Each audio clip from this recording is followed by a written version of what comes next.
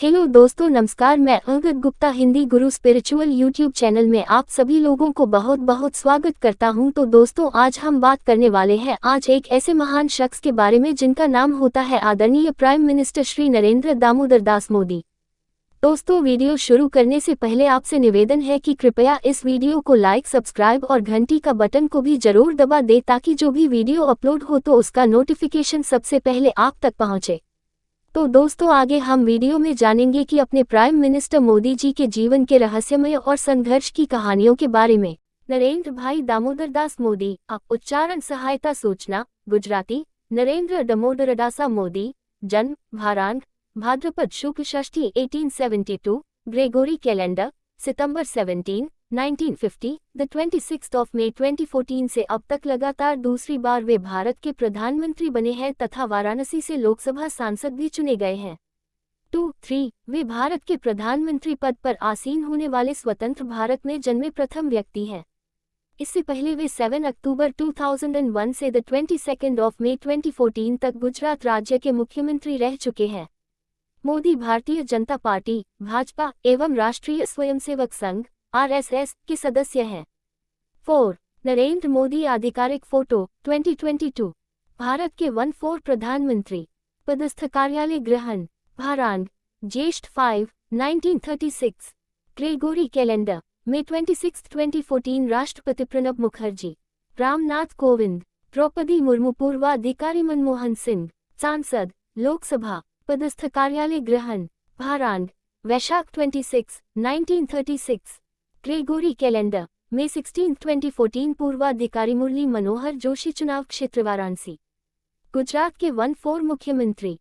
पद बहाल the 7 of October 2001, the 22 of May 2014। राज्यपाल सुंदर सिंह भंडारी, कैलाशपति मिश्र, बलराम जाखड़, नवल किशोर शर्मा, S.C. जमीर, कमला बेनीवाल। पूर्वाधिकारी केशुभाई पटेल, उत्तराधिकारी आनंदीबेन पटेल। जन्म 17 सितंबर 1950, आयु 73। वरंगा गुजरात। भारत। जन्म का नाम नरेंद्र दामोदर दास मोदी। राष्ट्रीयता भारतीय। राजनीतिक दल भारतीय जनता पार्टी। जीवन संगी जसोदाबेन चिमनलाल। 1 शैक्षिकी संबद्धता दिल्ली विश्वविद्यालय, गुजरात विश्वविद्यालय। धर्म हिंदू। हस्ताक्षर जाल स्थल आधिकारिक जाल स्थल। ये लेख इसका एक भाग है। नरेंद्र मोदी। गुजरात विधानसभा चुनाव 2002, 2007, 2012। जनमत सर्वेक्षण ग्रंथ सूची सार्वजनिक छवि भारत के प्रधानमंत्री। लोकसभा चुनाव 2014 शपथ ग्रहण। भारतीय आम चुनाव 2019 दूसरा शपथ ग्रहण। वैश्विक योगदान विदेश नीति। अंतर्राष्ट्रीय योग दिवस। Insta new development bank Bharat. मन की बात। स्वच्छ भारत। विमुद्रीकरण। जन धन योजना, मुद्रा योजना, अटल पेंशन योजना, जीवन ज्योति, सुरक्षा बीमा, make in India, Adarsh Gram, सड़क यातायात और सुरक्षा बिल, उन्नत भारत अभियान, सुकन्या समृद्धि, उजाला योजना, उज्ज्वला योजना। वडनगर के एक गुजराती परिवार में पैदा हुए मोदी ने अपने बचपन में चाय बेचने में अपने पिता की मदद की और बाद में अपना खुद का स्टॉल चलाया। 8 वर्ष की आयु में वे RSS से जुड़े, जिसके साथ एक लंबे समय तक संबंधित रहे। 5 स्नातक होने के बाद उन्होंने अपना घर छोड़ दिया। मोदी ने 2 साल तक भारत भर में यात्रा की और अनेकों धार्मिक केंद्रों का दौरा किया। 1969 या 1970 वे गुजरात लौटे, उसके बाद अहमदाबाद चले गए। 6 1971 में वह RSS के लिए पूर्णकालिक कार्यकर्ता बन गए। 1975 में देश भर में आपातकाल की स्थिति के समय उन्हें कुछ समय के लिए अज्ञातवास करना पड़ा। 1985 में वे बीजेपी से जुड़े और 2001 तक पार्टी पदानुक्रम के भीतर कई पदों पर कार्य किया, जहां से वे धीरे धीरे भाजपा में सचिव के पद पर पहुंचे गए।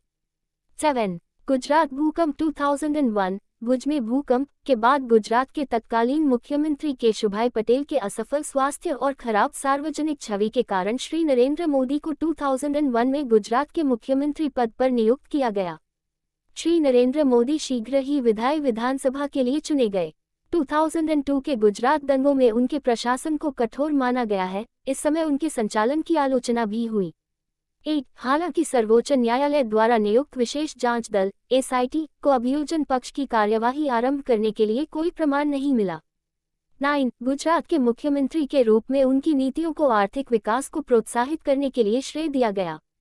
10. वे गुजरात राज्य के 1/4 मुख्यमंत्री रहे। उन्हें उनके अच्छे कामों के कारण गुजरात की जनता ने लगातार 4 बार 2001 से 2014 तक गुजरात का मुख्यमंत्री चुना। गुजरात विश्वविद्यालय से राजनीति विज्ञान में स्नातकोत्तर डिग्री प्राप्त श्री नरेंद्र मोदी विकास पुरुष के नाम से जाने जाते हैं और वर्तमान समय में देश के सबसे लोकप्रिय नेताओं में से हैं। 11. टाइम पत्रिका ने मोदी को पर्सन ऑफ द ईयर 2013 के 42 उम्मीदवारों की सूची में शामिल किया है। 12. अटल बिहारी वाजपेयी की तरह नरेंद्र मोदी एक राजनेता और कवि हैं। वे गुजराती भाषा के अलावा हिंदी में भी देशप्रेम से ओतप्रोत कविताएं लिखते हैं। 13. 14. उनके नेतृत्व में भारत की प्रमुख विपक्षी पार्टी भारतीय जनता पार्टी ने 2014 का लोकसभा चुनाव लड़ा और 282 सीटें जीतकर अभूतपूर्व सफलता प्राप्त की। 15. एक सांसद के रूप में उन्होंने उत्तर प्रदेश की सांस्कृतिक नगरी वाराणसी एवं अपने गृह राज्य गुजरात के वडोदरा संसदीय क्षेत्र से चुनाव लड़ा और दोनों जगह से जीत दर्ज की। 16. 17. उनके राज में भारत का प्रत्यक्ष विदेशी निवेश एवं बुनियादी सुविधाओं पर खर्च तेजी से बढ़ा। 18. उन्होंने अफसरशाही में कई सुधार किए तथा योजना आयोग को हटाकर नीति आयोग का गठन किया। 19. इसके बाद वर्ष 2019 में भारतीय जनता पार्टी ने उनके नेतृत्व में दोबारा चुनाव लड़ा और इस बार पहले से भी ज्यादा बड़ी जीत हासिल हुई। पार्टी ने कुल 303 सीटों पर जीत हासिल की। भाजपा के समर्थक दलों यानी राजग को कुल 352 सीटें प्राप्त हुई।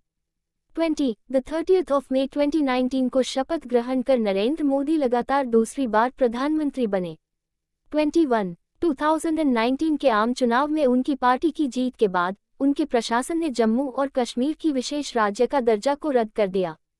उनके प्रशासन ने नागरिकता संशोधन अधिनियम 2019 भी पेश किया, जिसके परिणामस्वरूप देश भर में व्यापक विरोध प्रदर्शन हुए। मोदी अपने हिंदू राष्ट्रवादी विश्वासों और 2002 के गुजरात दंगों के दौरान उनकी कथित भूमिका पर घरेलू और अंतर्राष्ट्रीय स्तर पर विवाद का एक आंकड़ा बना हुआ है 22, जिसे एक बहिष्कारवादी सामाजिक एजेंडे के प्रमाण के रूप में उद्धृत किया गया है। मोदी के कार्यकाल में भारत ने लोकतांत्रिक बैकस्लेडिंग का अनुभव किया है। 23. 24. निजी जीवन। नरेंद्र मोदी का जन्म तत्कालीन बॉम्बे राज्य के महेसाना जिला स्थित वडनगर ग्राम में हीराबेन मोदी और दामोदर दास मूलचंद मोदी के एक मध्यम वर्गीय परिवार में 17 सितंबर 1950 को हुआ था।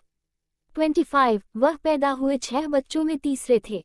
मोदी का परिवार मोड घांची तेली समुदाय से था। 26. 27. जिसे भारत सरकार द्वारा अन्य पिछड़ा वर्ग के रूप में वर्गीकृत किया जाता है। 28. वह पूर्णतः शाकाहारी हैं। 29. भारत पाकिस्तान के बीच द्वितीय युद्ध के दौरान अपने तरुणकाल में उन्होंने स्वेच्छा से रेलवे स्टेशनों पर सफर कर रहे सैनिकों की सेवा की। 30. युवावस्था में वह छात्र संगठन अखिल भारतीय विद्यार्थी परिषद में शामिल हुए। उन्होंने साथ ही साथ भ्रष्टाचार विरोधी नवनिर्माण आंदोलन में हिस्सा लिया। एक पूर्णकालिक आयोजक के रूप में कार्य करने के पश्चात उन्हें भारतीय जनता पार्टी में संगठन का प्रतिनिधि मनोनीत किया गया।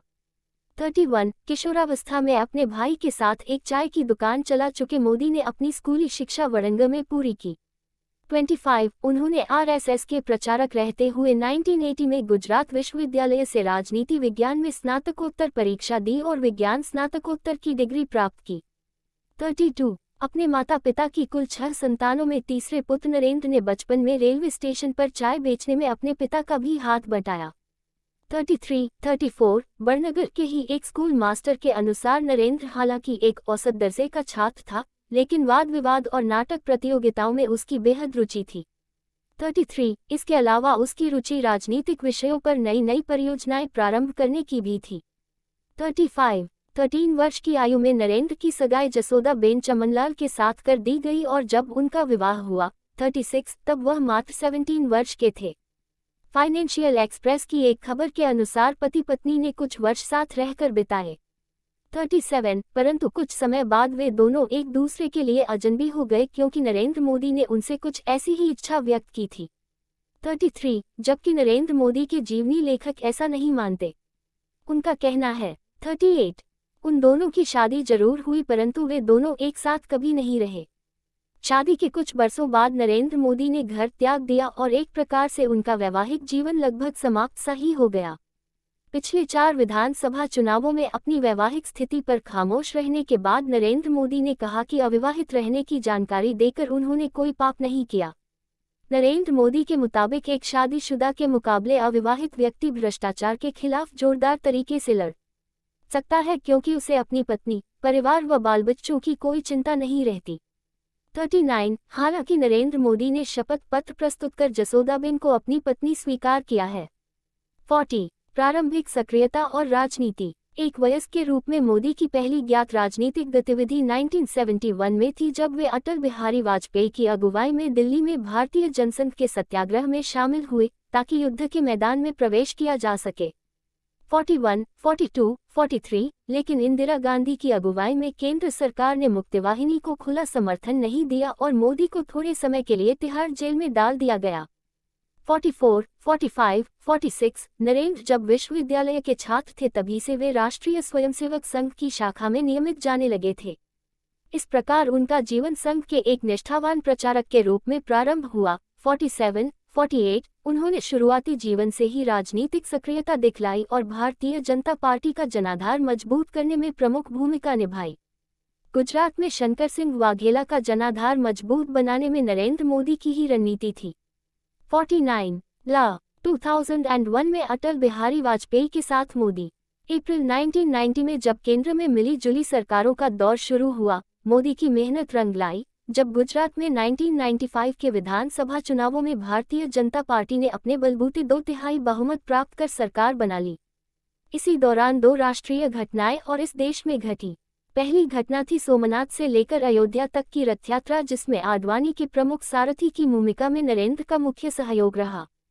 50 इसी प्रकार कन्याकुमारी से लेकर सुदूर उत्तर में स्थित कश्मीर तक की मुरली मनोहर जोशी की एकता यात्रा भी नरेंद्र मोदी की ही देखरेख में आयोजित हुई। 51 इसके बाद शंकर सिंह वाघेला ने पार्टी से त्यागपत्र दे दिया, जिसके परिणामस्वरूप केशुभाई पटेल को गुजरात का मुख्यमंत्री बना दिया गया और नरेंद्र मोदी को दिल्ली बुलाकर भाजपा में संगठन की दृष्टि से केंद्रीय मंत्री का दायित्व सौंपा गया। 52 1995 में राष्ट्रीय मंत्री के नाते उन्हें 5 प्रमुख राज्यों में पार्टी संगठन का काम दिया गया, जिसे उन्होंने बखूबी निभाया। 53 1998 में उन्हें पदोन्नत करके राष्ट्रीय महामंत्री संगठन का उत्तरदायित्व दिया गया। इस पद पर वह अक्टूबर 2001 तक काम करते रहे। भारतीय जनता पार्टी ने अक्टूबर 2001 में केशुभाई पटेल को हटाकर गुजरात के मुख्यमंत्री पद की कमान नरेंद्र मोदी को सौंप दी। 54 गुजरात के मुख्यमंत्री के रूप में 2012 में जामनगर की एक चुनावी सभा को संबोधित करते हुए नरेंद्र मोदी का चित्र। 2001 में केशुभाई पटेल तत्कालीन मुख्यमंत्री की सेहत बिगड़ने लगी थी और भाजपा चुनाव में कई सीट हार रही थी।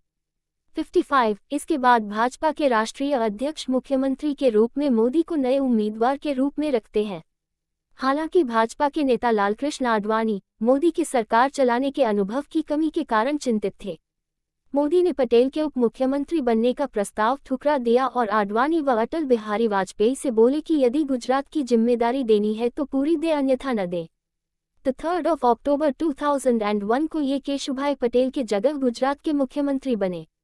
इसके साथ ही उन पर दिसंबर 2002 में होने वाले चुनाव की पूरी जिम्मेदारी भी थी। 56 2001-02 नरेंद्र मोदी ने मुख्यमंत्री का अपना पहला कार्यकाल 7 अक्टूबर 2001 से शुरू किया। इसके बाद मोदी ने राजकोट विधानसभा चुनाव लड़ा, जिसमें कांग्रेस पार्टी के अश्विन मेहता को 14,728 मतों से हराया था। 57 नरेंद्र मोदी अपनी विशिष्ट जीवन शैली के लिए समूचे राजनीतिक हलकों में जाने जाते हैं। उनके व्यक्तिगत स्टाफ में केवल 3 ही लोग रहते हैं, कोई भारी भरकम अमला नहीं होता। लेकिन कर्मयोगी की तरह जीवन जीने वाले मोदी के स्वभाव से सभी परिचित हैं, इस नाते उन्हें अपने कामकाज को अमली जामा पहनाने में कोई दिक्कत पेश नहीं आती। 58 उन्होंने गुजरात में कई ऐसे हिंदू मंदिरों को भी ध्वस्त करवाने में कभी कोई कोताही नहीं बरती जो सरकारी कानून कायदों के मुताबिक नहीं बने थे। हालांकि इसके लिए उन्हें विश्व हिंदू परिषद जैसे संगठनों का कोपभाजन भी बनना पड़ा, परंतु उन्होंने इसकी रत्ती भर भी परवाह नहीं की, जो उन्हें उचित लगा करते रहे। 59 वे एक लोकप्रिय वक्ता हैं, जिन्हें सुनने के लिए बहुत भारी संख्या में श्रोता आज भी पहुंचते हैं। कुर्ता पायजामा व सदरी के अतिरिक्त वे कभी कभार सूट भी पहन लेते हैं। अपनी मातृभाषा गुजराती के अतिरिक्त वह हिंदी में ही बोलते हैं। 60 मोदी के नेतृत्व में 2012 में हुए गुजरात विधानसभा चुनाव में भारतीय जनता पार्टी ने स्पष्ट बहुमत प्राप्त किया। भाजपा को इस बार 115 सीटें मिली। गुजरात के विकास की योजनाएं। मुख्यमंत्री के रूप में नरेंद्र मोदी ने गुजरात के विकास 61 के लिए जो महत्वपूर्ण योजनाएं प्रारंभ की व उन्हें क्रियान्वित कराया, उनका संक्षिप्त विवरण इस प्रकार है। पंचामृत योजना 62 राज्य के एकीकृत विकास की पंचायामी योजना। सुजलाम सुफलाम राज्य में जल स्रोतों का उचित व समेकित उपयोग, जिससे जल की बर्बादी को रोका जा सके। 63 कृषि महोत्सव उपजाऊ भूमि के लिए शोध प्रयोगशालाएं। 63 चिरंजीवी योजना नवजात शिशु की मृत्यु दर में कमी लाने हेतु। 63 मातृ वंदना जच्चा बच्चा के स्वास्थ्य की रक्षा हेतु। 64 बेटी बचाओ भ्रूण हत्या व लिंगानुपात पर अंकुश हेतु। 63 ज्योतिग्राम योजना प्रत्येक गांव में बिजली पहुंचाने हेतु। 65 66 कर्मयोगी अभियान सरकारी कर्मचारियों में अपने कर्तव्य के प्रति निष्ठा जगाने हेतु। 63 कन्या कलावानी योजना महिला साक्षरता व शिक्षा के प्रति जागरूकता। 63 बाल भोग योजना निर्धन छात्रों को विद्यालय में दोपहर का भोजन। 67 मोदी का वनबंधु विकास कार्यक्रम। उपरोक्त विकास योजनाओं के अतिरिक्त मोदी ने आदिवासी व वनवासी क्षेत्र के विकास हेतु गुजरात राज्य में वनबंधु विकास 68 हेतु एक अन्य 10 सूत्री कार्यक्रम भी चला रखा है, जिसके सभी 10 सूत्र निम्नवत हैं। 1 5 लाख परिवारों को रोजगार। 2 उच्चतर शिक्षा की गुणवत्ता। 3 आर्थिक विकास। 4 स्वास्थ्य। 5 आवास। 6 साफ स्वच्छ पेयजल। 7 सिंचाई। 8 समग्र विद्युतीकरण। 9 प्रत्येक मौसम में सड़क मार्ग की उपलब्धता। 10 शहरी विकास। श्यामजी कृष्ण वर्मा की अस्थियों का भारत में संरक्षण। नरेंद्र मोदी ने प्रखर देशभक्त एवं आर्य समाज के संस्थापक स्वामी दयानंद सरस्वती के शिष्य श्यामजी कृष्ण वर्मा व उनकी पत्नी भानुमति की अस्थियों को भारत की स्वतंत्रता के 55 वर्ष बाद 22 अगस्त 2003 को स्विस सरकार से अनुरोध करके जिनेवा से स्वदेश वापस मंगाया। 69 और मांडवी श्यामजी के जन्म स्थान में क्रांति तीर्थ के नाम से एक पर्यटन स्थल बनाकर उसमें उनकी स्मृति को संरक्षण प्रदान किया। 70 मोदी द्वारा 13 दिसंबर 2010 को राष्ट्र को समर्पित इस क्रांति तीर्थ को देखने दूर दूर से पर्यटक गुजरात आते हैं। 71 गुजरात सरकार का पर्यटन विभाग इसकी देखरेख करता है। 72 विचार आतंकवाद 18 जुलाई 2006 को मोदी ने एक भाषण में आतंकवाद निरोधक अधिनियम जैसे आतंकवाद विरोधी विधान लाने के विरुद्ध उनकी अनिच्छा को लेकर भारतीय प्रधानमंत्री मनमोहन सिंह की आलोचना की। मुंबई की उपनगरीय रेलों में हुए बम विस्फोटों के मद्देनजर उन्होंने केंद्र सरकार से राज्यों को सख्त कानून लागू करने के लिए सशक्त करने की मांग की। 73 उनके शब्दों में, आतंकवाद युद्ध से भी बदतर है। एक आतंकवादी के कोई नियम नहीं होते। एक आतंकवादी तय करता है कि कब, कैसे, कहां और किसको मारना है। भारत ने युद्धों की तुलना में आतंकी हमलों में अधिक लोगों को खोया है। 73 नरेंद्र मोदी ने कई अवसरों पर कहा था कि यदि भाजपा केंद्र में सत्ता में आई तो वह सन 2004 में उच्चतम न्यायालय द्वारा अफजल गुरु को फांसी दिए जाने के निर्णय का सम्मान करेगी। भारत के उच्चतम न्यायालय ने अफजल को 2001 में भारतीय संसद पर हुए हमले के लिए दोषी ठहराया था एवं 9 फरवरी 2013 को तिहाड़ जेल में उसे फांसी पर लटकाया गया। 74 मुसलमान यद्यपि मुसलमानों के बीच एक लोकप्रिय चेहरा नहीं है, लेकिन नरेंद्र मोदी मुसलमानों के विकास में रुचि रखते हैं। 75 कई मुस्लिम नेताओं और विद्वानों ने 2002 के गुजरात दंगों और उनकी चरम हिंदुत्ववादी सोच में उनकी कथित भूमिका के कारण नरेंद्र मोदी की आलोचना की है। 76 हालांकि जफर सरेशवाला जैसे कई मुस्लिम नेताओं ने उनकी और उनकी नीतियों का समर्थन किया। 77 वह अक्सर मुसलमानों के समग्र अभिन्न विकास के बारे में बात करते हैं, जिसमें उन्होंने कहा था। 78 मुसलमानों के एक हाथ में कंप्यूटर और दूसरे हाथ में कुरान होना चाहिए। विवाद एवं आलोचनाएं हिंदू राष्ट्रवाद 23 दिसंबर 2007 की प्रेस कॉन्फ्रेंस में मीडिया के सवालों का उत्तर देते हुए नरेंद्र मोदी 27 फरवरी 2002 को अयोध्या से पुनः गुजरात लौटकर आ रहे कारसेवकों को गोधरा स्टेशन पर खड़ी ट्रेन में मुसलमानों की हिंसक भीड़ द्वारा आग लगाकर जिंदा जला दिया गया। इस हादसे में 59 कारसेवकों की दर्दनाक रूप से मृत्यु हो गई। 79 रोंगटे खड़े कर देने वाली इस घटना की प्रतिक्रिया स्वरूप समूचे गुजरात में हिंदू मुस्लिम दंगे भड़क उठे। मरने वाले 1180 लोगों में अधिकांश संख्या अल्पसंख्यकों की थी। इसके लिए न्यूयॉर्क टाइम्स ने मोदी प्रशासन को जिम्मेवार ठहराया। 60 कांग्रेस सहित अनेक विपक्षी दलों ने नरेंद्र मोदी के इस्तीफे की मांग की। 81 मोदी ने गुजरात की 10वीं विधानसभा भंग करने की संस्तुति करते हुए राज्यपाल को अपना त्यागपत्र सौंप दिया। परिणामस्वरूप पूरे प्रदेश में राष्ट्रपति शासन लागू हो गया। 83 राज्य में दोबारा चुनाव हुए जिसमें भारतीय जनता पार्टी ने मोदी के नेतृत्व में विधानसभा की कुल 182 सीटों में से 127 सीटों पर जीत हासिल की। अप्रैल 2009 में भारत के उच्चतम न्यायालय ने विशेष जांच दल भेजकर यह जानना चाहा कि कहीं गुजरात के दंगों में नरेंद्र मोदी की साजिश तो नहीं। 60 ये विशेष जांच दल दंगों में मारे गए कांग्रेसी सांसद एहसान जाफरी की विधवा जाकिया जाफरी की शिकायत पर भेजा गया था। 84 दिसंबर 2010 में उच्चतम न्यायालय ने SIT की रिपोर्ट पर यह फैसला सुनाया कि इन दंगों में नरेंद्र मोदी के खिलाफ कोई ठोस सबूत नहीं मिला है। 85 उसके बाद फरवरी 2011 में टाइम्स ऑफ इंडिया ने यह आरोप लगाया कि रिपोर्ट में कुछ तथ्य जानबूझकर छिपाए गए हैं। 86 और सबूतों के अभाव में नरेंद्र मोदी को अपराध से मुक्त नहीं किया जा सकता। 88 इंडियन एक्सप्रेस ने भी ये लिखा कि रिपोर्ट में मोदी के विरुद्ध साक्ष्य न मिलने की बात भले ही की हो किंतु अपराध से मुक्त तो नहीं किया। 89 द हिंदू में प्रकाशित एक रिपोर्ट के अनुसार नरेंद्र मोदी ने न सिर्फ इतनी भयंकर त्रासदी पर पानी फेरा अपितु प्रतिक्रिया स्वरूप उत्पन्न गुजरात के दंगों में मुस्लिम उग्रवादियों के मारे जाने को भी उचित ठहराया। 90 भारतीय जनता पार्टी ने मांग की कि SIT की रिपोर्ट को लीक करके उसे प्रकाशित करवाने के पीछे सत्तारूढ़ कांग्रेस पार्टी का राजनीतिक स्वार्थ है, इसकी भी उच्चतम न्यायालय द्वारा जांच होनी चाहिए। 91 सुप्रीम कोर्ट ने बिना कोई फैसला दिए अहमदाबाद के ही एक मजिस्ट्रेट को इसकी निष्पक्ष जांच करके अविलंब अपना निर्णय देने को कहा। 92 अप्रैल 2012 में एक अन्य विशेष जांच दल ने फिर ये बात दोहराई कि यह बात तो सच है कि ये दंगे भीषण थे परंतु नरेंद्र मोदी का इन दंगों में कोई भी प्रत्यक्ष हाथ नहीं। 93 द 7 मई 2012 को उच्चतम न्यायालय द्वारा नियुक्त विशेष जज राजू रामचंद्रन ने ये रिपोर्ट पेश की कि गुजरात के दंगों के लिए नरेंद्र मोदी पर भारतीय दंड संहिता की धारा 153A 1 क व ख 153B 1 166 तथा 505 2 के अंतर्गत विभिन्न समुदायों के बीच वैमनस्य की भावना फैलाने के अपराध में दंडित किया जा सकता है। 94 हालांकि रामचंद्रन की इस रिपोर्ट पर विशेष जांच दल ने आलोचना करते हुए इसे दुर्भावना व पूर्वाग्रह से परिपूर्ण एक दस्तावेज बताया। 95 द 26 जुलाई 2012 को नई दुनिया के संपादक शाहिद सिद्दीकी को दिए गए एक इंटरव्यू में नरेंद्र मोदी ने साफ शब्दों में कहा, 2004 में मैं पहले भी कह चुका हूं, 2002 के सांप्रदायिक दंगों के लिए मैं क्यों माफी मांगूं? यदि मेरी सरकार ने ऐसा किया है तो उसके लिए मुझे सरेआम फांसी दे देनी चाहिए। मुख्यमंत्री ने गुरुवार को नई दुनिया से फिर कहा, अगर मोदी ने अपराध किया है तो उसे फांसी पर लटका दो, लेकिन यदि मुझे राजनीतिक मजबूरी के चलते अपराधी कहा जाता है तो इसका मेरे पास कोई जवाब नहीं है। यह कोई पहली बार नहीं है जब मोदी ने अपने बचाव में ऐसा कहा हो।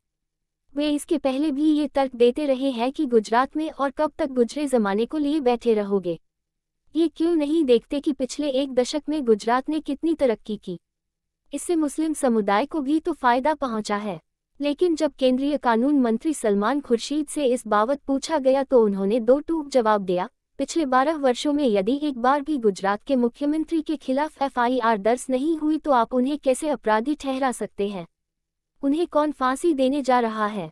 96 बाबरी मस्जिद के लिए पिछले 45 सालों से कानूनी लड़ाई लड़ रहे 92 वर्षीय मोहम्मद हाशिम अंसारी के मुताबिक भाजपा में प्रधानमंत्री पद के उम्मीदवार नरेंद्र मोदी के प्रांत गुजरात में सभी मुसलमान खुशहाल और समृद्ध हैं, जबकि इसके उलट कांग्रेस हमेशा मुस्लिमों में मोदी का भय पैदा करती रहती है। 97 सितंबर 2014 की भारत यात्रा के दौरान ऑस्ट्रेलिया के प्रधानमंत्री टोनी एबॉट ने कहा कि नरेंद्र मोदी को 2002 के दंगों के लिए गुजरात के मुख्यमंत्री के तौर पर जिम्मेदार नहीं ठहराना चाहिए क्योंकि वह उस समय मात्र एक पीठासीन अधिकारी थे जो अनगिनत जांचों में पाक साफ साबित हो चुके हैं। 98 कमजोर अर्थव्यवस्था। नरेंद्र मोदी की सरकार अच्छी आर्थिक वृद्धि के लिए जानी जाती है, लेकिन 2018 से GST और 2017 के विमुद्रीकरण जैसे कदमों के कारण मोदी सरकार के अधीन अर्थव्यवस्था कम रही है। 99 2014 लोकसभा चुनाव, प्रधानमंत्री पद के उम्मीदवार। गोवा में भाजपा कार्य समिति द्वारा नरेंद्र मोदी को 2014 के लोकसभा चुनाव अभियान की कमान सौंपी गई थी। 13 सितंबर 2013 को हुई संसदीय बोर्ड की बैठक में आगामी लोकसभा चुनावों के लिए प्रधानमंत्री पद का उम्मीदवार घोषित कर दिया गया। इस अवसर पर पार्टी के शीर्षस्थ नेता लालकृष्ण आडवाणी मौजूद नहीं रहे और पार्टी अध्यक्ष राजनाथ सिंह ने इसकी घोषणा की। 102 मोदी ने प्रधानमंत्री पद का उम्मीदवार घोषित होने के बाद चुनाव अभियान की कमान राजनाथ सिंह को सौंप दी। प्रधानमंत्री पद का उम्मीदवार बनाए जाने के बाद मोदी की पहली रैली हरियाणा प्रांत के रेवाड़ी शहर में हुई। 103 एक सांसद प्रत्याशी के रूप में उन्होंने देश की 2 लोकसभा सीटों वाराणसी तथा वडोदरा से चुनाव लड़ा और दोनों निर्वाचन क्षेत्रों से भारी मतों से विजयी हुए। 104 लोकसभा चुनाव 2014 में मोदी की स्थिति। मुख्यमंत्री के रूप में नरेंद्र मोदी ने गुजरात के विकास 61 के लिए जो महत्वपूर्ण योजनाएं प्रारंभ की व उन्हें क्रियान्वित कराया, उनका संक्षिप्त विवरण इस प्रकार है। पंचामृत योजना 62 राज्य के एकीकृत विकास की पंचायामी योजना।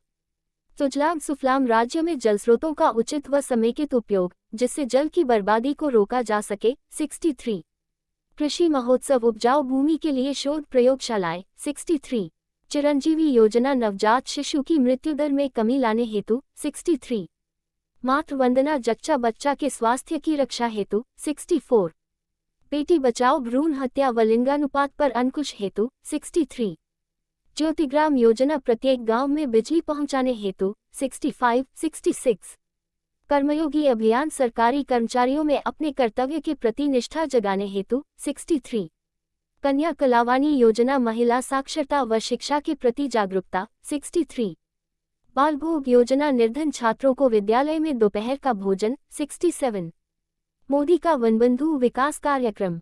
उपरोक्त विकास योजनाओं के अतिरिक्त मोदी ने आदिवासी व वनवासी क्षेत्र के विकास हेतु गुजरात राज्य में वनबंधु विकास 68 हेतु एक अन्य 10 सूत्री कार्यक्रम भी चला रखा है, जिसके सभी 10 सूत्र निम्नवत हैं। 5 लाख परिवारों को रोजगार। 2 उच्चतर शिक्षा की गुणवत्ता। 3 आर्थिक विकास। 4 स्वास्थ्य। 5 आवास। 6 साफ स्वच्छ पेयजल। 7 सिंचाई। 8 समग्र विद्युतीकरण। 9 प्रत्येक मौसम में सड़क मार्ग की उपलब्धता। 10 शहरी विकास। श्यामजी कृष्ण वर्मा की अस्थियों का भारत में संरक्षण। नरेंद्र मोदी ने प्रखर देशभक्त एवं आर्य समाज के संस्थापक स्वामी दयानंद सरस्वती के शिष्य श्यामजी कृष्ण वर्मा व उनकी पत्नी भानुमति की अस्थियों को भारत की स्वतंत्रता के 55 वर्ष बाद 22 अगस्त 2003 को स्विस सरकार से अनुरोध करके जिनेवा से स्वदेश वापस मंगाया। 69 और मांडवी श्यामजी के जन्म स्थान में क्रांति तीर्थ के नाम से एक पर्यटन स्थल बनाकर उसमें उनकी स्मृति को संरक्षण प्रदान किया। 70 मोदी द्वारा 13 दिसंबर 2010 को राष्ट्र को समर्पित इस क्रांति तीर्थ को देखने दूर दूर से पर्यटक गुजरात आते हैं। 71 गुजरात सरकार का पर्यटन विभाग इसकी देखरेख करता है। 72 विचार आतंकवाद। 18 जुलाई 2006 को मोदी ने एक भाषण में आतंकवाद निरोधक अधिनियम जैसे आतंकवाद विरोधी विधान लाने के विरुद्ध उनकी अनिच्छा को लेकर भारतीय प्रधानमंत्री मनमोहन सिंह की आलोचना की। मुंबई की उपनगरीय रेलों में हुए बम विस्फोटों के मद्देनजर उन्होंने केंद्र सरकार से राज्यों को सख्त कानून लागू करने के लिए सशक्त करने की मांग की। 73 उनके शब्दों में, आतंकवाद युद्ध से भी बदतर है। एक आतंकवादी के कोई नियम नहीं होते। एक आतंकवादी तय करता है कि कब, कैसे, कहां और किसको मारना है। भारत ने युद्धों की तुलना में आतंकी हमलों में अधिक लोगों को खोया है। 73 नरेंद्र मोदी ने कई अवसरों पर कहा था कि यदि भाजपा केंद्र में सत्ता में आई तो वह सन 2004 में उच्चतम न्यायालय द्वारा अफजल गुरु को फांसी दिए जाने के निर्णय का सम्मान करेगी। भारत के उच्चतम न्यायालय ने अफजल को 2001 में भारतीय संसद पर हुए हमले के लिए दोषी ठहराया था एवं 9 फरवरी 2013 को तिहाड़ जेल में उसे फांसी पर लटकाया गया। 74 मुसलमान। यद्यपि मुसलमानों के बीच एक लोकप्रिय चेहरा नहीं है, लेकिन नरेंद्र मोदी मुसलमानों के विकास में रुचि रखते हैं। 75 कई मुस्लिम नेताओं और विद्वानों ने 2002 के गुजरात दंगों और उनकी चरम हिंदुत्ववादी सोच में उनकी कथित भूमिका के कारण नरेंद्र मोदी की आलोचना की है। 76 हालांकि जफर सरेशवाला जैसे कई मुस्लिम नेताओं ने उनकी और उनकी नीतियों का समर्थन किया। 77 वह अक्सर मुसलमानों के समग्र अभिन्न विकास के बारे में बात करते हैं, जिसमें उन्होंने कहा था। 78 मुसलमानों के एक हाथ में कंप्यूटर और दूसरे हाथ में कुरान होना चाहिए। विवाद एवं आलोचनाएं। हिंदू राष्ट्रवाद। 23 दिसंबर 2007 की प्रेस कॉन्फ्रेंस में मीडिया के सवालों का उत्तर देते हुए नरेंद्र मोदी 27 फरवरी 2002 को अयोध्या से पुनः गुजरात लौटकर आ रहे कार सेवकों को गोधरा स्टेशन पर खड़ी ट्रेन में मुसलमानों की हिंसक भीड़ द्वारा आग लगाकर जिंदा जला दिया गया। इस हादसे में 59 कार सेवकों की दर्दनाक रूप से मृत्यु हो गई। 79 रोंगटे खड़े कर देने वाली इस घटना की प्रतिक्रिया स्वरूप समूचे गुजरात में हिंदू मुस्लिम दंगे भड़क उठे। मरने वाले 1180 लोगों में अधिकांश संख्या अल्पसंख्यकों की थी। इसके लिए न्यूयॉर्क टाइम्स ने मोदी प्रशासन को जिम्मेवार ठहराया। 60 कांग्रेस सहित अनेक विपक्षी दलों ने नरेंद्र मोदी के इस्तीफे की मांग की। 81 मोदी ने गुजरात की 10वीं विधानसभा भंग करने की संस्तुति करते हुए राज्यपाल को अपना त्यागपत्र सौंप दिया। परिणामस्वरूप पूरे प्रदेश में राष्ट्रपति शासन लागू हो गया। 83 राज्य में दोबारा चुनाव हुए, जिसमें भारतीय जनता पार्टी ने मोदी के नेतृत्व में विधानसभा की कुल 182 सीटों में से 127 सीटों पर जीत हासिल की। अप्रैल 2009 में भारत के उच्चतम न्यायालय ने विशेष जांच दल भेजकर यह जानना चाहा कि कहीं गुजरात के दंगों में नरेंद्र मोदी की साजिश तो नहीं। 60 ये विशेष जांच दल दंगों में मारे गए कांग्रेसी सांसद एहसान जाफरी की विधवा जाकिया जाफरी की शिकायत पर भेजा गया था। 84 दिसंबर 2010 में उच्चतम न्यायालय ने SIT की रिपोर्ट पर यह फैसला सुनाया कि इन दंगों में नरेंद्र मोदी के खिलाफ कोई ठोस सबूत नहीं मिला है। 85 उसके बाद फरवरी 2011 में टाइम्स ऑफ इंडिया ने यह आरोप लगाया कि रिपोर्ट में कुछ तथ्य जानबूझकर छिपाए गए हैं। 86 और सबूतों के अभाव में नरेंद्र मोदी को अपराध से मुक्त नहीं किया जा सकता। 88 इंडियन एक्सप्रेस ने भी ये लिखा कि रिपोर्ट में मोदी के विरुद्ध साक्ष्य न मिलने की बात भले ही की हो, किंतु अपराध से मुक्त तो नहीं किया। 89 द हिंदू में प्रकाशित एक रिपोर्ट के अनुसार नरेंद्र मोदी ने न सिर्फ इतनी भयंकर त्रासदी पर पानी फेरा, अपितु प्रतिक्रिया स्वरूप उत्पन्न गुजरात के दंगों में मुस्लिम उग्रवादियों के मारे जाने को भी उचित ठहराया। 90 भारतीय जनता पार्टी ने मांग की कि SIT की रिपोर्ट को लीक करके उसे प्रकाशित करवाने के पीछे सत्तारूढ़ कांग्रेस पार्टी का राजनीतिक स्वार्थ है, इसकी भी उच्चतम न्यायालय द्वारा जांच होनी चाहिए। 91 सुप्रीम कोर्ट ने बिना कोई फैसला दिए अहमदाबाद के ही एक मजिस्ट्रेट को इसकी निष्पक्ष जांच करके अविलंब अपना निर्णय देने को कहा। 92 अप्रैल 2012 में एक अन्य विशेष जांच दल ने फिर ये बात दोहराई कि यह बात तो सच है कि ये दंगे भीषण थे, परंतु नरेंद्र मोदी का इन दंगों में कोई भी प्रत्यक्ष हाथ नहीं। 93 द 7 मई 2012 को उच्चतम न्यायालय द्वारा नियुक्त विशेष जज राजू रामचंद्रन ने ये रिपोर्ट पेश की कि गुजरात के दंगों के लिए नरेंद्र मोदी पर भारतीय दंड संहिता की धारा 153A 1 क व ख 153B 1 166 तथा 505 2 के अंतर्गत विभिन्न समुदायों के बीच वैमनस्य की भावना फैलाने के अपराध में दंडित किया जा सकता है। 94 हालांकि रामचंद्रन की इस रिपोर्ट पर विशेष जांच दल ने आलोचना करते हुए इसे दुर्भावना व पूर्वाग्रह से परिपूर्ण एक दस्तावेज बताया। 95 द 26 जुलाई 2012 को नई दुनिया के संपादक शाहिद सिद्दीकी को दिए गए एक इंटरव्यू में नरेंद्र मोदी ने साफ शब्दों में कहा, 2004 में मैं पहले भी कह चुका हूं, 2002 के सांप्रदायिक दंगों के लिए मैं क्यों माफी मांगूं? यदि मेरी सरकार ने ऐसा किया है तो उसके लिए मुझे सरेआम फांसी दे देनी चाहिए। मुख्यमंत्री ने गुरुवार को नई दुनिया से फिर कहा, अगर मोदी ने अपराध किया है तो उसे फांसी पर लटका दो, लेकिन यदि मुझे राजनीतिक मजबूरी के चलते अपराधी कहा जाता है तो इसका मेरे पास कोई जवाब नहीं है। यह कोई पहली बार नहीं है जब मोदी ने अपने बचाव में ऐसा कहा हो। वे इसके पहले भी ये तर्क देते रहे हैं कि गुजरात में और कब तक गुजरे जमाने को लिए बैठे रहोगे। ये क्यों नहीं देखते कि पिछले एक दशक में गुजरात ने कितनी तरक्की की? इससे मुस्लिम समुदाय को भी तो फायदा पहुंचा है। लेकिन जब केंद्रीय कानून मंत्री सलमान खुर्शीद से इस बाबत पूछा गया तो उन्होंने दो टूक जवाब दिया, पिछले 12 वर्षों में यदि एक बार भी गुजरात के मुख्यमंत्री के खिलाफ FIR दर्ज नहीं हुई तो आप उन्हें कैसे अपराधी ठहरा सकते हैं? उन्हें कौन फांसी देने जा रहा है? 96 बाबरी मस्जिद के लिए पिछले 45 सालों से कानूनी लड़ाई लड़ रहे 92 वर्षीय मोहम्मद हाशिम अंसारी के मुताबिक भाजपा में प्रधानमंत्री पद के उम्मीदवार नरेंद्र मोदी के प्रांत गुजरात में सभी मुसलमान खुशहाल और समृद्ध हैं, जबकि इसके उलट कांग्रेस हमेशा मुस्लिमों में मोदी का भय पैदा करती रहती है। 97 सितंबर 2014 की भारत यात्रा के दौरान ऑस्ट्रेलिया के प्रधानमंत्री टोनी एबॉट ने कहा कि नरेंद्र मोदी को 2002 के दंगों के लिए गुजरात के मुख्यमंत्री के तौर पर जिम्मेदार नहीं ठहराना चाहिए, क्योंकि वह उस समय मात्र एक पीठासीन अधिकारी थे जो अनगिनत जांचों में पाक साफ साबित हो चुके हैं। 98 कमजोर अर्थव्यवस्था। नरेंद्र मोदी की सरकार अच्छी आर्थिक वृद्धि के लिए जानी जाती है, लेकिन 2018 से जीएसटी और 2017 के विमुद्रीकरण जैसे कदमों के कारण मोदी सरकार के अधीन अर्थव्यवस्था कम रही है। 99 2014 लोकसभा चुनाव। प्रधानमंत्री पद के उम्मीदवार। गोवा में भाजपा कार्य समिति द्वारा नरेंद्र मोदी को 2014 के लोकसभा चुनाव अभियान की कमान सौंपी गई थी। 13 सितंबर 2013 को हुई संसदीय बोर्ड की बैठक में आगामी लोकसभा चुनावों के लिए प्रधानमंत्री पद का उम्मीदवार घोषित कर दिया गया।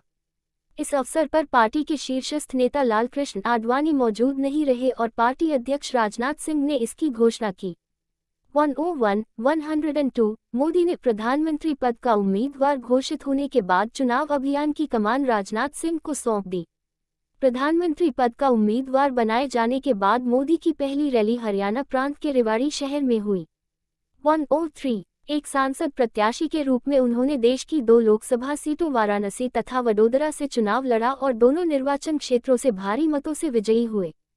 17 104 लोकसभा चुनाव 2014 में मोदी की स्थिति।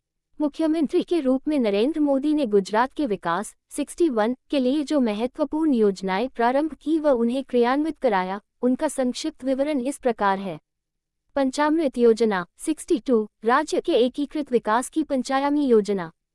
सुजलाम सुफलाम राज्य में जल स्रोतों का उचित व समेकित उपयोग, जिससे जल की बर्बादी को रोका जा सके। 63 कृषि महोत्सव उपजाऊ भूमि के लिए शोध प्रयोगशालाएं। 63 चिरंजीवी योजना नवजात शिशु की मृत्यु दर में कमी लाने हेतु। 63 मातृ वंदना जच्चा बच्चा के स्वास्थ्य की रक्षा हेतु। 64 बेटी बचाओ भ्रूण हत्या व लिंगानुपात पर अंकुश हेतु। 63 ज्योतिग्राम योजना प्रत्येक गांव में बिजली पहुंचाने हेतु। 66 कर्मयोगी अभियान सरकारी कर्मचारियों में अपने कर्तव्य के प्रति निष्ठा जगाने हेतु। 63 कन्या कलावाणी योजना महिला साक्षरता व शिक्षा के प्रति जागरूकता। 63 बाल भोग योजना निर्धन छात्रों को विद्यालय में दोपहर का भोजन। 67 मोदी का वनबंधु विकास कार्यक्रम।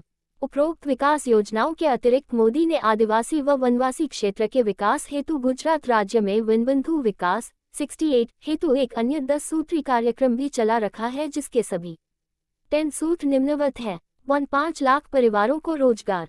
2 उच्चतर शिक्षा की गुणवत्ता। 3 आर्थिक विकास। 4 स्वास्थ्य। 5 आवास। 6 साफ स्वच्छ पेयजल।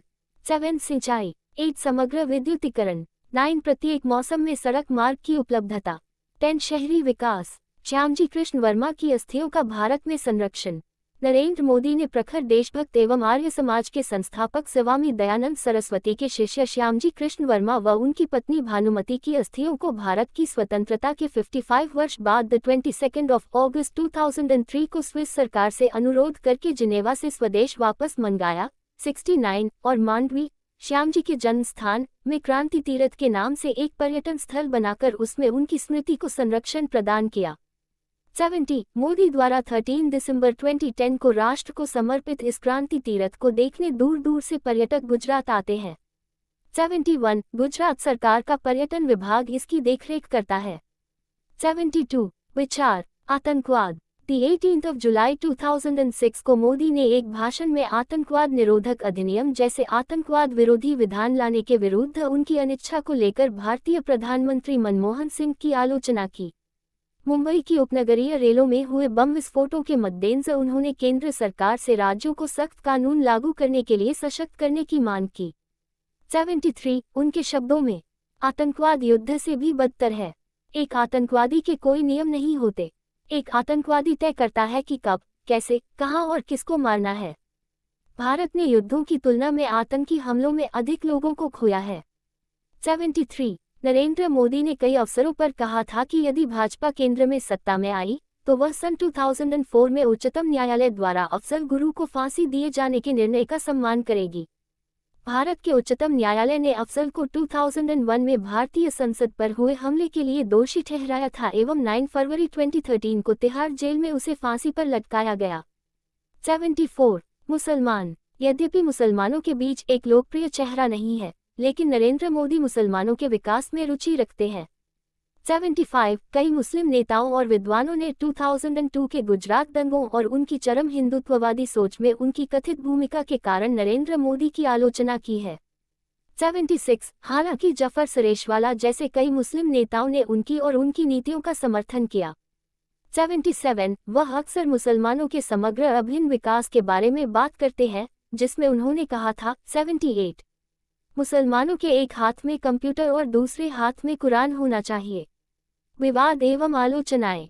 हिंदू राष्ट्रवाद। 23 दिसंबर 2007 की प्रेस कॉन्फ्रेंस में मीडिया के सवालों का उत्तर देते हुए नरेंद्र मोदी 27 फरवरी 2002 को अयोध्या से पुनः गुजरात लौटकर आ रहे कार सेवकों को गोधरा स्टेशन पर खड़ी ट्रेन में मुसलमानों की हिंसक भीड़ द्वारा आग लगाकर जिंदा जला दिया गया। इस हादसे में 59 कार सेवकों की दर्दनाक रूप से मृत्यु हो गई। 79 रोंगटे खड़े कर देने वाली इस घटना की प्रतिक्रिया स्वरूप समूचे गुजरात में हिंदू मुस्लिम दंगे भड़क उठे। मरने वाले 1180 लोगों में अधिकांश संख्या अल्पसंख्यकों की थी। इसके लिए न्यूयॉर्क टाइम्स ने मोदी प्रशासन को जिम्मेवार ठहराया। 60 कांग्रेस सहित अनेक विपक्षी दलों ने नरेंद्र मोदी के इस्तीफे की मांग की।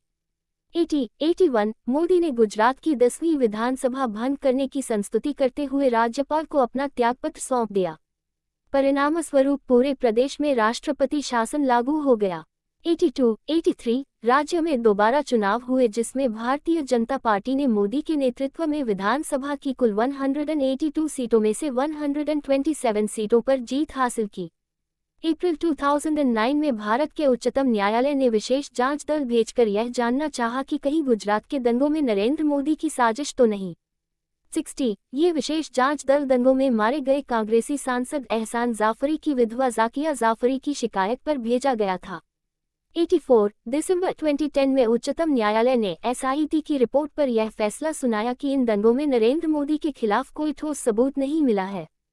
85 उसके बाद फरवरी 2011 में टाइम्स ऑफ इंडिया ने यह आरोप लगाया कि रिपोर्ट में कुछ तथ्य जानबूझकर छिपाए गए हैं। 86 और सबूतों के अभाव में नरेंद्र मोदी को अपराध से मुक्त नहीं किया जा सकता। 87 इंडियन एक्सप्रेस ने भी ये लिखा कि रिपोर्ट में मोदी के विरुद्ध साक्ष्य न मिलने की बात भले ही की हो, किंतु अपराध से मुक्त तो नहीं किया। 89 द हिंदू में प्रकाशित एक रिपोर्ट के अनुसार नरेंद्र मोदी ने न सिर्फ इतनी भयंकर त्रासदी पर पानी फेरा, अपितु प्रतिक्रिया स्वरूप उत्पन्न गुजरात के दंगों में मुस्लिम उग्रवादियों के मारे जाने को भी उचित ठहराया। 90 भारतीय जनता पार्टी ने मांग की कि SIT की रिपोर्ट को लीक करके उसे प्रकाशित करवाने के पीछे सत्तारूढ़ कांग्रेस पार्टी का राजनीतिक स्वार्थ है, इसकी भी उच्चतम न्यायालय द्वारा जांच होनी चाहिए।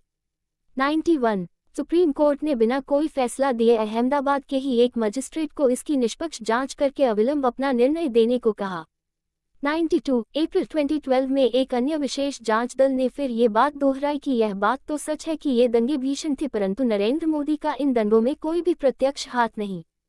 93 द 7 मई 2012 को उच्चतम न्यायालय द्वारा नियुक्त विशेष जज राजू रामचंद्रन ने ये रिपोर्ट पेश की कि गुजरात के दंगों के लिए नरेंद्र मोदी पर भारतीय दंड संहिता की धारा 153A 1 क व ख 153B 1 166 तथा 505 2 के अंतर्गत विभिन्न समुदायों के बीच वैमनस्य की भावना फैलाने के अपराध में दंडित किया जा सकता है।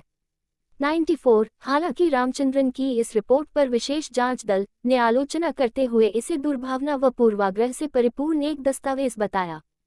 95 द 26 जुलाई 2012 को नई दुनिया के संपादक शाहिद सिद्दीकी को दिए गए एक इंटरव्यू में नरेंद्र मोदी ने साफ शब्दों में कहा, 2004 में मैं पहले भी कह चुका हूं, 2002 के सांप्रदायिक दंगों के लिए मैं क्यों माफी मांगूं? यदि मेरी सरकार ने ऐसा किया है तो उसके लिए मुझे सरेआम फांसी दे देनी चाहिए। मुख्यमंत्री ने गुरुवार को नई दुनिया से फिर कहा, अगर मोदी ने अपराध किया है तो उसे फांसी पर लटका दो। लेकिन यदि मुझे राजनीतिक मजबूरी के चलते अपराधी कहा जाता है तो इसका मेरे पास कोई जवाब नहीं है। यह कोई पहली बार नहीं है जब मोदी ने अपने बचाव में ऐसा कहा हो।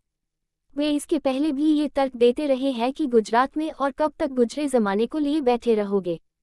ये क्यों नहीं देखते कि पिछले एक दशक में गुजरात ने कितनी तरक्की की। इससे मुस्लिम समुदाय को भी तो फायदा पहुंचा है। लेकिन जब केंद्रीय कानून मंत्री सलमान खुर्शीद से इस बाबत पूछा गया तो उन्होंने दो टूक जवाब दिया। पिछले 12 वर्षों में यदि एक बार भी गुजरात के मुख्यमंत्री के खिलाफ FIR दर्ज नहीं हुई तो आप उन्हें कैसे अपराधी ठहरा सकते हैं? उन्हें कौन फांसी देने जा रहा है? 96 बाबरी मस्जिद के लिए पिछले 45 सालों से कानूनी लड़ाई लड़ रहे 92 वर्षीय मोहम्मद हाशिम अंसारी के मुताबिक भाजपा में प्रधानमंत्री पद के उम्मीदवार नरेंद्र मोदी के प्रांत गुजरात में सभी मुसलमान खुशहाल और समृद्ध हैं, जबकि इसके उलट कांग्रेस हमेशा मुस्लिमों में मोदी का भय पैदा करती रहती है। 97 सितंबर 2014 की भारत यात्रा के दौरान ऑस्ट्रेलिया के प्रधानमंत्री टोनी एबॉट ने कहा कि नरेंद्र मोदी को 2002 के दंगों के लिए गुजरात के मुख्यमंत्री के तौर पर जिम्मेदार नहीं ठहराना चाहिए, क्योंकि वह उस समय मात्र एक पीठासीन अधिकारी थे जो अनगिनत जांचों में पाक साफ साबित हो चुके हैं। 98 कमजोर अर्थव्यवस्था। नरेंद्र मोदी की सरकार अच्छी आर्थिक वृद्धि के लिए जानी जाती है, लेकिन 2018 से GST और 2017 के विमुद्रीकरण जैसे कदमों के कारण मोदी सरकार के अधीन अर्थव्यवस्था कम रही है। 99 2014 लोकसभा चुनाव। प्रधानमंत्री पद के उम्मीदवार। गोवा में भाजपा कार्य समिति द्वारा नरेंद्र मोदी को 2014 के लोकसभा चुनाव अभियान की कमान सौंपी गई थी। 13 सितंबर 2013 को हुई संसदीय बोर्ड की बैठक में आगामी लोकसभा चुनावों के लिए प्रधानमंत्री पद का उम्मीदवार घोषित कर दिया गया। इस अवसर पर पार्टी के शीर्षस्थ नेता लालकृष्ण आडवाणी मौजूद नहीं रहे और पार्टी अध्यक्ष राजनाथ सिंह ने इसकी घोषणा की।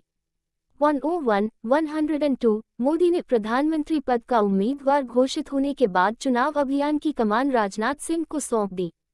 प्रधानमंत्री पद का उम्मीदवार बनाए जाने के बाद मोदी की पहली रैली हरियाणा प्रांत के रेवाड़ी शहर में हुई। 103 एक सांसद प्रत्याशी के रूप में उन्होंने देश की 2 लोकसभा सीटों वाराणसी तथा वडोदरा से चुनाव लड़ा और दोनों निर्वाचन क्षेत्रों से भारी मतों से विजयी हुए। 16, 17, 104 लोकसभा चुनाव 2014 में मोदी की स्थिति।